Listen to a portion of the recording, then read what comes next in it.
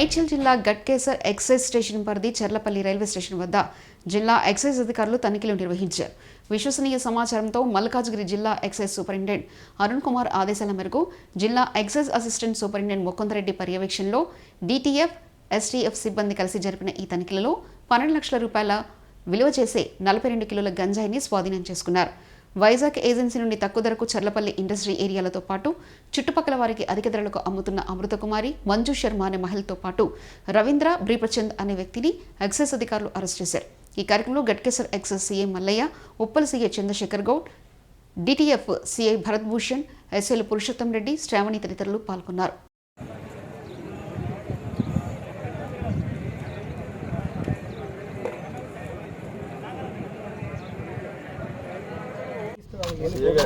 ఇట్లా తీసిన తర్వాత ఈ వెహికల్స్ అనేవి కనిపించాలి.